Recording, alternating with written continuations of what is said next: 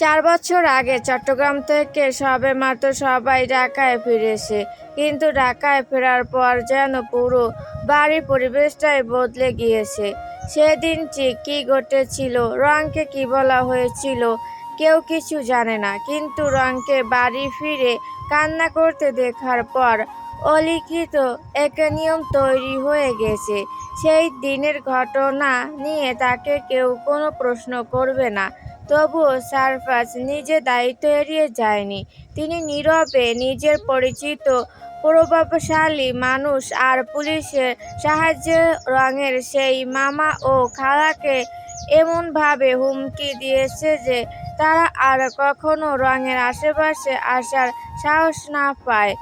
সব ব্যবস্থা নেওয়ার পরও যেন কারো মন পুরোপুরি শান্ত নেই, বিশেষ করে আদ্র আর আরিশ। তারা রঙের পিছুই ছাড়ে না। আরিশকে তো রং তারপরও সামলাতে পারে, কিন্তু আদ্র, সে যেন কোনো নিয়মই মানতে রাজি নয়। তার উপর এখন রং তাদের বিয়ের ব্যাপারটা জেনে গেছে, আর সেই মুহূর্ত থেকে আদ্র যেন একেবারে লাগামহীন হয়ে উঠেছে। লন্ডনে ফিরে যাওয়ার পরিকল্পনা পিছিয়েছে, তাই এই বাড়তি সময়টুকু পুরোপুরি কাজে লাগানোর সিদ্ধান্ত নিয়ে ফেলেছে সে। রংকে নিজের প্রেমে ফেলবেই। রং স্কুলে গেলে সেও যায়, স্কুল ছুটি হলে গেটের সামনে গাড়ি নিয়ে দাঁড়িয়ে থাকে।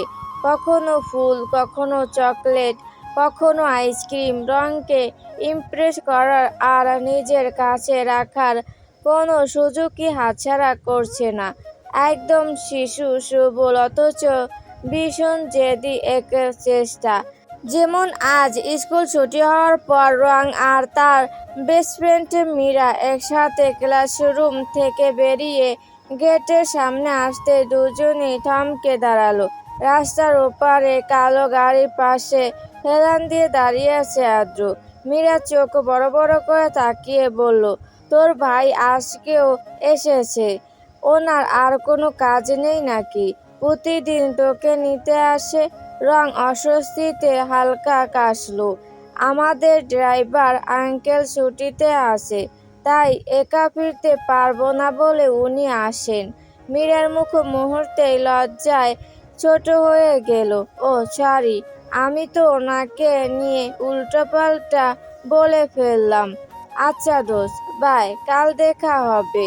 মীরা চলে যেতে রঙের ভেতরটা কেমন খসখস করে উঠল। সে মিথ্যে বলেছে, ড্রাইভার কোথাও যায়নি, বরং আদ্র নিজেই ইচ্ছে করে প্রতিদিন আসে তাদের নিতে না, শুধু রংকে নিতে। কারণ আজকাল আরিশের প্রতিদিন স্কুল শেষে ক্রিকেটে প্র্যাকটিসে থাকে, আর না থাকলেও কেন জানি সে তাদের সাথে আসে না। কাজ আছে, বন্ধুদের সাথে প্ল্যান, কত অজুহাত দেখিয়ে সরে যায়, যেন ইচ্ছে করে আদ্রকে সুযোগ করে দিচ্ছে। কিন্তু সেই কথা তো আর মীরাকে বলা যায় না, তাই না? দীর্ঘশ্বাস ফেলে রং ধীরে ধীরে রাস্তা পার হলো। তাকে দেখা মাত্র আদ্র সোজা হয়ে দাঁড়ালো। তারপর গিয়ে প্যাসেঞ্জার সিটের দরজা খুলে দিল। আজ অনেক গরম, তাই না? তাড়াতাড়ি ভিতরে বসো। রং বুড়ো কুঁচকে তাকালো। আপনি আজও এসেছেন? কেন? আদ্র নির্লজ্জ ভঙ্গিতে হেসে বলল, বাড়িতে তো তোমাকে একা পাওয়াই যায় না। কথা বলতে গেলেই পালিয়ে যাও, না হলে আম্মুর পাশে গিয়ে বসে থাকো। কিন্তু এখানে সে একটু ঝুঁকে এলো। এখন থেকে পালানোর সুযোগ নেই। রং অসহায় দৃষ্টিতে তাকিয়ে রইল। আপনি আমার সাথে এমন কেন করছেন? কি করছি? আদ্র ভুরু তুলল। আমি শুধু আমার বউয়ের সাথে সময় কাটাতে চাইছি, এতে সমস্যা কোথায়? মুহূর্তে রঙের গাল লাল হয়ে উঠল। সে তাড়াতাড়ি চোখ নামিয়ে ফেলল। এই মানুষটার সত্যি কোনো লজ্জা নেই। যেদিন থেকে রং বলেছে যে সে তাদের বিয়ের ব্যাপারটা জানে, সেদিন থেকে আদ্র সুযোগ পেয়ে তাকে চকলেট বউ বলে ডাকে। আর প্রতিবারই রঙের মনে হয় লজ্জায় মাটির নিচে ঝুঁকে পড়তে। যদি নিহা আন্টি, সারফাজ আঙ্কেল কিংবা আরিশ এইসব শুনে ফেলে, কি ভয়ানক লজ্জাই না হবে। কি হলো, গাড়িতে উঠবে না? রং ধীরে ধীরে বলল, আমাকে বারবার ওই নামে ডাকবেন না। আর্দ্র ভান করে অবাক হলো, কোন নামে? কিছুক্ষণ চুপ থেকে রং ফিসফিস করে বলল, বউ। আর্দ্র এক হাত দিয়ে দরজায় ভর রেখে তার দিকে একটু ঝুঁকে এলো, চোখে স্পষ্ট দুষ্টুমি। কেন, লজ্জা লাগে? রং কিছু বলল না, তার লাল হয়ে ওঠা মুখই সব বলে দিচ্ছিল। আর্দ্র হাত বাড়িয়ে আলতো করে তার গাল ছুঁয়ে দিল। রং চমকে পিছিয়ে গেল। আর্দ্র নিচু স্বরে হাসলো, তাড়াতাড়ি গাড়িতে উঠে বসো। রং, এই গরমে তোমার গাল পুরো টমেটোর মতো হয়ে যাচ্ছে। তারপর আরো নিচু স্বরে যোগ করলো, নাকি কোলে করে বসিয়ে দেব? না না, আমি নিজেই বসতে পারবো। প্রায় লাফিয়ে গাড়িতে উঠে বসলো রং।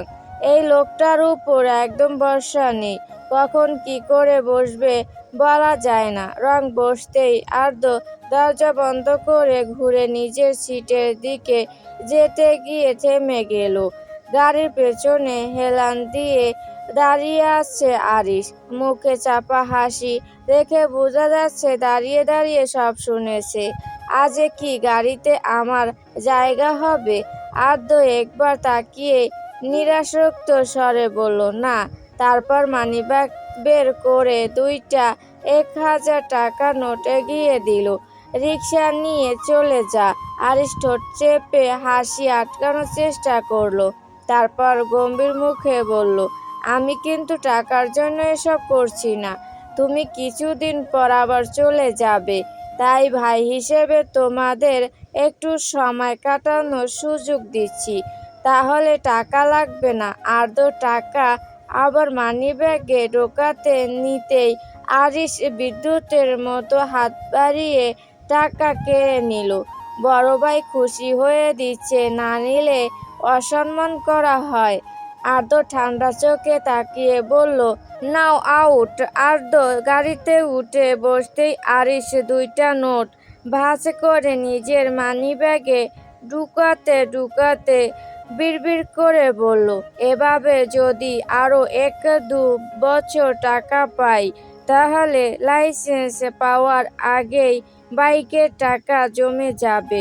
তারপর ঠোঁট টিপে হাসলো। রং, তুই কিন্তু তাড়াতাড়ি পটিস না। নিজের মনেই কথা বলতে বলতে সে উল্টো দিকে হাঁটতে শুরু করলো। দু ভাইয়ের এই অদ্ভুত ষড়যন্ত্রের মাঝে পড়ে সবচেয়ে বিপদে আছে বেচারি রং। প্রথম প্রথম আর্দ্রর সাথে কোথাও যেতে সে ভীষণ অনীহা দেখাতো, কখনো অজুহাত, কখনো রাগ, কখনো সরাসরি না। কিন্তু আর্দ্র ছাড়া পারত নয়, প্রায় জোর করেই তাকে নিয়ে বের হয়। তবে মজার ব্যাপার হলো, একবার বাড়ির বাইরে বের হলে রঙের সেই রাগ, অভিমান কিংবা অস্বস্তিগুলো ধীরে ধীরে কোথায় যেন মিলিয়ে যায়। কারণ আর্দ্র তাকে এমনভাবে আগলে রাখত, এমনভাবে আদর করত, যেন পৃথিবীর সবচেয়ে মূল্যবান জিনিসটা তার পাশে বসে আছে। ছোট ছোট যত্ন, পছন্দের খাবার মনে রাখা, রোদ লাগলে গাড়ির সানশেডে নামিয়ে দেওয়া, হাঁটতে হাঁটতে হঠাৎ আইসক্রিম কিনে দেওয়া, কিংবা রাস্তা পার হওয়ার সময় অকারণে হাত ধরে রাখা, সব কিছু মিলিয়ে অজান্তে রঙের নরম মনটা আরও দুর্বল হয়ে পড়ে আর্দ্রর প্রতি। যদিও সে নিজে এখনো নিজের অনুভূতির নাম দিতে পারে না, তার ভালো লাগা প্রকাশ করতে পারছে না আর্দ্রর মতো, কিন্তু ভালো লাগা আর ভালোবাসা যা হাজার লুকালেও লুকানো যায় না। সন্ধ্যার পর আর্দ্র বাহিরে থেকে বাড়ি ফিরে দেখে নিহা সোফায় বসে নকশিকাঁথা সেলাই করছেন, আর তার একদম পাশে গুটিসুটি মেরে বসে রং গভীর মনোযোগ দিয়ে কাজটা দেখছে। অবসরে নকশিকাঁথা সেলাই করা নিহার বহুদিনের অভ্যাস। আর্দ্রর নানু এই কাজে অসম্ভব দক্ষ ছিলেন। ছোটবেলা থেকে মায়ের হাতে সেই সূক্ষ্ম সেলাইয়ের কাজ দেখে দেখে নিহাও শিখে গিয়েছিলেন। আর এখন রং সেই জিনিসটাই শেখার চেষ্টা করছে। নিহা ধৈর্য নিয়ে বুঝিয়ে বলছে, দেখো এই সেলাইয়ের সময় ভিতর থেকে সুইটা তোলার পর সুতোটা পিছন দিয়ে ঘুরিয়ে আনতে হবে, তারপর এভাবে টান দেবে, বুঝেছো? রং মাথা নাড়ল, তবে তার চেহারা দেখে বোঝা কঠিন সত্যি বুঝেছে নাকি শুধু বোঝার ভান করছে। আর্দ্র ঠোঁট চেপে হাসলো। রঙের আসলে নকশিকাঁথা শেখার প্রতি কতটা আগ্রহ আছে সেটা নিয়ে তার যথেষ্ট সন্দেহ আছে, কারণ সে খুব ভালো করেই জানে নিহার পাশে বসে থাকার পেছনে রঙের আরেকটা গোপন উদ্দেশ্য আছে, তার কাছ থেকে বাঁচা। আর্দ্রকে দেখা মাত্রই রং মাথা নিচু করে ফেলল, যেন সে খেয়ালই করেনি আর্দ্র এসেছে। আর্দ্র সোফার পেছনে দাঁড়িয়ে স্বাভাবিক গলায় বলল, আম্মু, এক কাপ কফি করে দিবে প্লিজ? নিহা সঙ্গে সঙ্গে সেলাই নামিয়ে উঠে দাঁড়ালেন। আচ্ছা বসো, এখনই নিয়ে আসছি। নিহা রান্নাঘরের দিকে যেতেই আর্দ্র ধীর পায়ে এসে রঙের পাশে বসে পড়ল। রং প্রায় সঙ্গে সঙ্গে উঠে পালাতে চাইল, কিন্তু আর্দ্র তার হাত ধরে টেনে আবার বসিয়ে দিল। চুপচাপ বসে থাকো, আমার কাজ আছে। আরে বসো, তোমার জন্য গিফট আছে। রং মুখ ফিরিয়ে বলল, লাগবে না। আর্দ্র মুচকি হাসলো, সত্যি লাগবে না? ভালো করে ভেবে দেখো, পরে আবার আফসোস করবে। কেন নিলাম না? রং এবার একটু দ্বিধায় পড়ে গেল। কৌতূহল ধীরে ধীরে মাথা তুলছে। এর আগেও আর্দ্র তাকে যত গিফট দিয়েছে একটাও সে ফিরিয়ে দিতে পারেনি। কয়েকদিন আগেই একটা ভীষণ সুন্দর জুতো কিনে দিয়েছে, তার পরদিন সাদা রঙের একটা ব্যাগ, ভিতর ভর্তি চকলেট, আর তারও আগে একটা নরম শুকনো ডিজাইনের ব্রেসলেট। তাই আজ আবার কি এনেছে সেটা জানার ইচ্ছেটা চাইলেও চাপা দিতে পারল না। অনেকক্ষণ ভেবে শেষ পর্যন্ত সে শান্ত হয়ে বসে পড়ল, তারপর অন্যদিকে মুখ ফিরিয়ে হাত বাড়িয়ে দিল। দিন। আদর ঠোঁটের কোণে মৃত হাসি ফুটে উঠল। এখন তো আমার কাছে নেই। রং সঙ্গে সঙ্গে বিরক্ত হয়ে মুখ ফুলিয়ে ফেলল। তাহলে মিথ্যা বলেছেন কেন? আমি বলেছি এখন আমার কাছে নেই। আর্দ্র ধীরে ধীরে ঝুঁকে এলো, কিন্তু আমার কাছে একদম নেই সেটা তো বলিনি। রঙের মুখে বিশেষ কোনো আগ্রহ দেখা গেল না। সে আবার উঠে চলে যেতে নিল। ঠিক তখনই আর্দ্র তার হাত ধরে টেনে একদম নিজের কাছে নিয়ে এলো। রং বিষমে চোখ বড় বড় করে তাকাতে আর্দ্র নিচু হয়ে তার কানের কাছে ফিসফিস করে বলল, আমার রুম ওয়ার্ড্রোবের 3 নম্বর ড্রয়ার গিয়ে দেখো। তার উষ্ণ নিঃশ্বাসে কানে লাগতে রঙের বুক কেঁপে উঠল। আর্দ্র ধীরে ধীরে হাত ছেড়ে দিল। রং কিছুক্ষণ দ্বিধায় দাঁড়িয়ে রইল। লোকটা আবার মিথ্যে বলছে না তো তার রুমে নিয়ে যাওয়ার জন্য? দ্বিধা আর কৌতূহলের মাঝে ছোটখাটো একটা যুদ্ধ শুরু হয়ে গেল, কিন্তু শেষ পর্যন্ত কৌতূহলই জিতে গেল। নিহা কফি নিয়ে ফিরে আসার আগেই রং প্রায় দৌড়ে চলে গেল আর্দ্রর রুমের দিকে, যেন আর্দ্র কফি খাওয়া শেষ হওয়ার আগেই রুম থেকে বের হয়ে যেতে পারে। রুমে ঢুকে রং ধীরে ধীরে ওয়ার্ড্রোবের 3 নম্বর ড্রয়ারটা খুলল। ভিতরে সুন্দর করে রাখা একটা শপিং ব্যাগ। কৌতূহল নিয়ে ব্যাগটা হাতে তুলে খুলতেই ভেতর থেকে বেরিয়ে এলো একটা লাল রঙের ড্রেস। রং কিছু মুহূর্ত স্থির হয়ে তাকিয়ে রইল। ড্রেসটা অসম্ভব সুন্দর। গাঢ় লাল রঙের লং ফ্লোয়িং ড্রেস, নরম সিল্ক আর জর্জেটের মিশ্রণ কাপড়ে তৈরি। হাতের শেষ প্রান্ত আর গলার চারপাশে শুকনো সিলভার এমব্রয়ডারি করা, কোমরের কাছে হালকা ফিটিং, তারপর নিচের দিকে ঢেউ খেলানো ঘের, যেন নড়লে লাল রঙের নরম ঢেউ ছড়িয়ে পড়বে।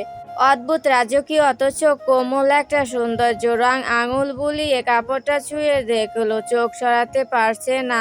ঠিক তখনই দরজার পাশে হেলান দিয়ে দাঁড়ানো আর্দ্র কণ্ঠ ভেসে এলো, পছন্দ হয়েছে?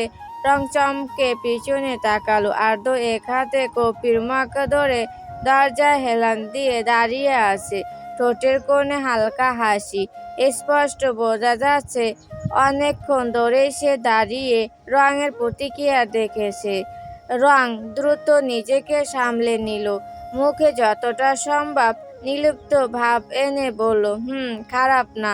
কথাটা যতই উদাসীনভাবে বলুক, তার কণ্ঠে চাপা উচ্ছ্বাসটা লুকানো না। আর্দ্র মৃদু হেসে কফিতে চুমুক দিল। কিন্তু একটা সমস্যা আছে। রং ভুরু কুঁচকালো। কি সমস্যা? ড্রেসটা তোমার জন্য কিনেছিলাম ঠিকই, কিন্তু এখন একটু কনফিউজ লাগছে। কেন? আর্দ্র ধীর গলায় বলল, মনে হচ্ছে হয়তো তোমার উপর এতটা ভালো লাগবে না। হয়তো এই রংটা তোমাকে স্যুট করবে না। সে ইচ্ছে করে একটু থামলো। তোমাকে দেখতে ভালো লাগবে না? রং অবিশ্বাস নিয়ে তার দিকে তাকিয়ে রইল। এই মানুষটা কি ইনডিরেক্টলি তাকে বলল যে তাকে লাল রঙে ভালো লাগবে না? মানে তাকে দেখতে খারাপ লাগবে? মানে সে দেখতে সুন্দর না? তার এই 14 বছর জীবনে এমন কথা সে জীবনও শোনেনি। তার চোখ সরু হয়ে এলো। আমাকে অবশ্যই ভালো লাগবে। আর্দ্র ভান করে ভুরু তুলল। রিয়েলি? রং আত্মবিশ্বাসী মুখে ড্রেসটা বুকের সাথে চেপে ধরল। অবশ্যই, বলে সে দ্রুত দরজার দিকে হাঁটল। যাওয়ার সময় ইচ্ছে করেই কাঁধ দিয়ে আর্দ্রকে হালকা একটা ধাক্কা দিল। আর্দ্র নিচু স্বরে হেসে উঠল। তার ঠোঁটের হাসিটা ঠিক সেই মানুষের মতো যার পরিকল্পনা সফল হয়েছে। সে জানে রং এখন এই ড্রেসটা না পরে কিছুতেই থাকতে পারবে না। রং নিজের রুমে ফিরে দরজা বন্ধ করে দিল। তারপর সাবধানে ড্রেসটা পরে নিল। চুলগুলো ঠিক করলো, কানে ছোট ঝুমকা পরলো, ঠোঁটে হালকা লিপ বাম। সব শেষে আয়নার সামনে দাঁড়িয়ে নিজেকে দেখতে তার ঠোঁটের কোণে ধীরে ধীরে হাসি ফুটে উঠল। লাল রংটা সত্যি তাকে অন্যরকম লাগছে। নরম, উজ্জ্বল আর অদ্ভুত সুন্দর। রং আয়নার দিকে তাকিয়ে খুব আস্তে বলল, নাইস। পরের মুহূর্তে তার মুখে ছোট একটা গর্বিত ভাব ফুটে উঠল। সে সঙ্গে সঙ্গে আর্দ্র রুমের দিকে হাঁটা দিল। আর্দ্র তখন বিছানায় আশোয়া হয়ে ফোন দেখছিল। দরজার শব্দে মুখ তুলে তাকাতে কয়েক সেকেন্ডের জন্য একদম থেমে গেল। রং দরজার সামনে দাঁড়িয়ে আছে। লাল ড্রেসটা এমনভাবে তার শরীরের সাথে মিশে আছে যেন ড্রেসটা শুধু তার জন্যই বানানো। কিছুক্ষণ আগেও যে মেয়েটা কিশোরী লাগছিল, এখন তাকে অসম্ভব কোমল আর মায়াবী লাগছে। আর্দ্র দৃষ্টি এক মুহূর্তের জন্য সরে না। রং সেটা খেয়াল করেও ভান করলো কিছু বোঝেনি। সে গর্বিত মুখে দুহাতে ভাঁজ করে দাঁড়ালো। দেখলেন, আমি বলেছিলাম না আমাকে অবশ্যই ভালো লাগবে? আমি বিশ্বাস করতে পারছি না আপনি কি করে ভাবলেন আমাকে লালে ভালো লাগবে না? আমাকে সব রঙে ভালো লাগে। রং ড্রেসটা ধরে গোল করে ঘুরে দেখালো। এখন বিশ্বাস হচ্ছে আমি সুন্দর? রঙের কথার ওপরও আর্দ্র কিছু বলল না। সে ধীরে ধীরে বিছানা থেকে উঠে দাঁড়ালো। তার দৃষ্টি এখনো রঙের উপর থির। এমন ভাবে তাকিয়ে আছে যেন চোখ সরালেই সামনে দাঁড়ানো দৃশ্যটা হারিয়ে যাবে। রং প্রথমে ভেবেছিল আর্দ্র হয়তো আবার মজা করবে, কিছু একটা বলবে। কিন্তু সে যত সামনে এগিয়ে আসতে লাগলো, রঙের বুকের ভেতরে তত অকারণে ধুকপুক করতে শুরু করলো। আর্দ্র একদম তার সামনে এসে থামলো, এতটা কাছে যে রং স্পষ্ট তার পারফিউমের নরম গন্ধটা অনুভব করতে পারছে। তার গরম নিঃশ্বাসও গালে এসে লাগছে। রং অস্বস্তিতে চোখ নামিয়ে ফেলল। আর্দ্র ধীরে ধীরে হাত তুলল। তার আঙুলের ডগা খুব আলতো করে ছুঁয়ে গেল রঙের গাল। রং কেঁপে উঠল। স্পর্শটা খুব নরম, অথচ সেই স্পর্শে পুরো শরীর যেন অবশ হয়ে এলো। আর্দ্র নিচু স্বরে বলল, আমি জানতাম। রং কষ্ট করে তাকালো তার দিকে। কি? আর্দ্র চোখে তখন অদ্ভুত এক গভীরতা, একটা তীব্র মুগ্ধতা আর বিপজ্জনক রকমের আকর্ষণ। লাল রঙে তোমাকে সুন্দর লাগবে। তার কণ্ঠ এতটাই নিচু আর ভারী ছিল যে রঙের বুকের ভেতরটা কেঁপে উঠল। আর্দ্রর দৃষ্টি আজ অন্যরকম, এমন দৃষ্টি সে আগে কখনো দেখেনি। রং অজান্তে এক পা পিছিয়ে গেল, তারপর আরেক পাশে এখান থেকে বেরিয়ে যেতে চায়। পিছনেই দরজা, রং ঘুরবে তার আগ মুহূর্তে আর্দ্র হাত বাড়িয়ে দরজাটা বন্ধ করে দিল। ঠাস শব্দে রঙের নিঃশ্বাস আটকে এলো। আর্দ্র দুহাত দরজার দুপাশে রেখে তাকে ঘিরে দাঁড়িয়ে আছে। এত কাছ থেকে তাকে আগে কখনো দেখেনি রং। তার চোখ দুটো অস্বাভাবিক গাঢ় হয়ে আছে। সেই চোখে জমে থাকা অনুভূতিগুলো যেন আর নিয়ন্ত্রণ মানছে না। এক ধরনের উন্মাদনা যেন বহুদিন ধরে নিজেকে আটকে রাখার পর আজ সমস্ত ধৈর্য ভেঙে পড়েছে। রঙের বুক ধড়ফড় করছে। সে কাঁপা গলায় বলল, আমি বাইরে যাব। আর্দ্র কোনো উত্তর দিল না। তার দৃষ্টি এখনো রঙের মুখে আটকে। রং অস্বস্তিতে ঢোক গিলল। তারপর খুব আস্তে বলল, ভাইয়া, আমাকে যেতে দিন। শব্দটা শুনে আর্দ্রর চোখের ভেতর কিছু একটা বদলে গেল। আর্দ্র নেশাগ্রস্ত মানুষের মতো সে খুব ধীরে নিজের নাম উচ্চারণ করলো, ভাইয়া না, আর্দ্র, শুধু আর্দ্র বলো। রঙের গলা শুকিয়ে এলো। সে কাঁপা কাঁপা স্বরে বলল, আর্দ্র। নিজের নামটা রঙের ঠোঁট থেকে শুনেই আর্দ্রর শ্বাস ভারী হয়ে উঠল। তার দৃষ্টি আরো গভীর, আরো বিপজ্জনক হয়ে উঠল। সে ধীরে ধীরে ঝুঁকে এলো কাছে, আরো কাছে। রঙের পুরো শরীর কাঁপছে, কিন্তু সেই মুহূর্তে আর্দ্র যেন কিছুই দেখছে না। না রঙের ভয়, না তার কাঁপা নিঃশ্বাস। তার সমস্ত মনোযোগ আটকে আছে রঙের গোলাপি কাঁপতে থাকা ঠোঁটে। অদ্ভুত এক টান্না কাজ করছে তার ভেতরে, যেন সেই ঠোঁট তাকে নিজের দিকে ডেকে নিচ্ছে। আর্দ্র আরো ঝুঁকে আসতেই রং তাড়াতাড়ি দুহাত তার বুকে ঠেকিয়ে থামানোর চেষ্টা করলো। আমাকে যেতে দিন। কিন্তু আর্দ্র আজ কোনো বাধা মানল না। হঠাৎ সে রঙের দুহাত ধরে দরজার সাথে আটকে দিল। রং হতভম্ব হয়ে তাকিয়ে রইল। আর্দ্রর মুখ এখন এতটাই কাছে যে দুজনের নিঃশ্বাস একে অপরের ঠোঁটে এসে লাগছে। আর মাত্র কয়েক মিলিমিটার দূরত্ব। ঠিক তখনই রং হঠাৎ ফুঁপিয়ে কেঁদে উঠল। সেই চাপা কান্নার শব্দ যেন মুহূর্তেই সব কিছু থামিয়ে দিল। আর্দ্র থমকে গেল। তার সমস্ত ঘোর এক নিমেষে কেটে গেল। সে প্রথমবারের মতো ভালো করে রঙের মুখের দিকে তাকালো।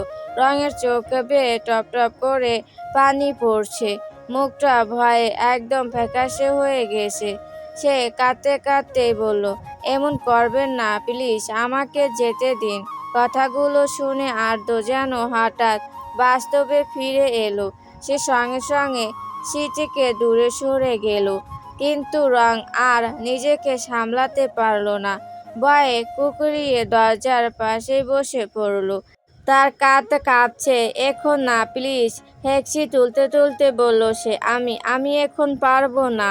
আর্দ্র স্থির হয়ে দাঁড়িয়ে রইল। তার বুকের ভেতর হঠাৎ তীব্র অপরাধবোধ চেপে বসলো।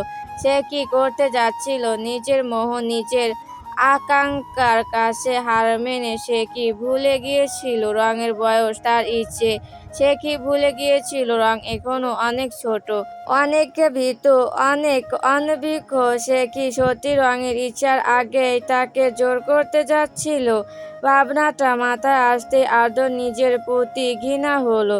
তার হাত দুটো মুঠো হয়ে গেল। কয়েক সেকেন্ড আগে যে উন্মাদনা তাকে আচ্ছন্ন করে রেখেছিল, এখন তার জায়গায় শুধু তীব্র অনুশোচনা। আর দরজার পাশে বসে থাকা কাঁদতে থাকা মেয়েটাকে দেখে তার বুকের ভেতরটা মোচড় দিয়ে উঠল। আর্দ্র সাথে সাথে রঙের সামনে হাঁটু গেড়ে বসে পড়ল।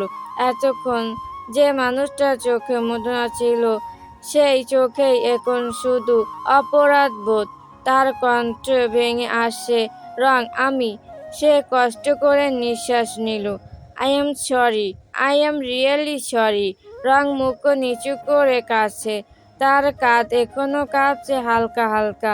আর্দ্র অসহায় চোখে তাকিয়ে রইল।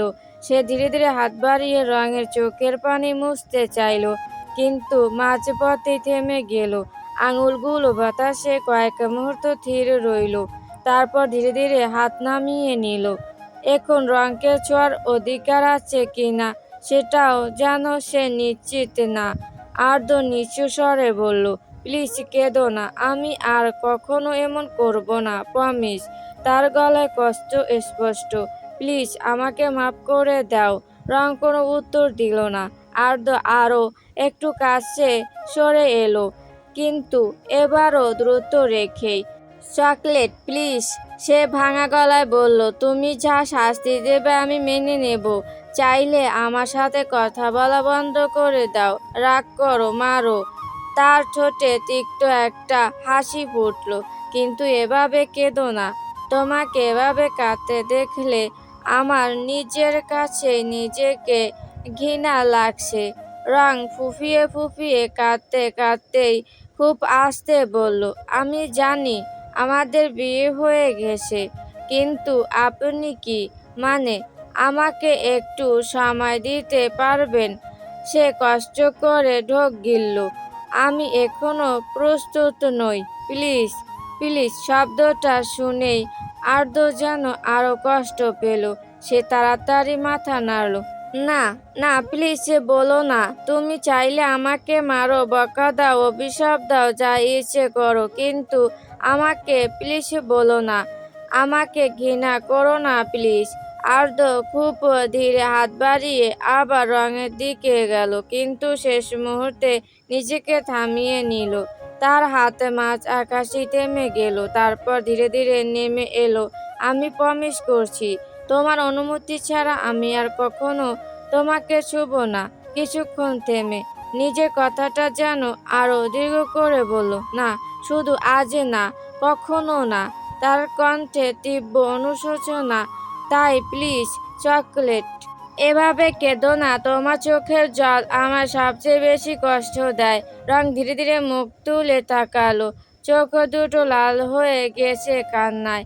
আর্দ্র বুকের ভেতরটা মোচড় দিয়ে উঠল। সে খুব আস্তে বলল, বলো, কি করলে তুমি আমাকে মাফ করবে? কথাটা বলেই সে চুপ করে রইল, একজন অপরাধীর মতো রঙের সামনে হাঁটু গেড়ে বসে থাকলো, যেন রং যা সিদ্ধান্ত নেবে সেটাই তার প্রাপ্য। রং কিছু বলল না, কিন্তু তার কান্না ধীরে ধীরে থেমে আসে। সত্যি বলতে সে এই কারণে কাঁদছিল না কারণ সে আর্দ্রকে ঘৃণা করে, না, তার স্পর্শকে ঘৃণা করে, কিন্তু সে হঠাৎ ভয় পেয়ে গিয়েছিল এই অনুভূতিগুলোর জন্য। সে এখনো খুব ছোট। ভালোবাসার এই গভীরতা, এই টান, এই অস্বস্তিতা সবকিছু বোঝার জন্য সে এখনো প্রস্তুত নয়। কিন্তু আর্দ্রর ভাঙা মুখ, তার অপরাধ বোধ ভরা চোখ, সেগুলো দেখেও রঙের বুকটা কেমন মোচড় দিয়ে উঠল। তার নিজের ভয়, নিজের অস্বস্তিগুলো যেন একটু একটু করে নরম হয়ে এলো।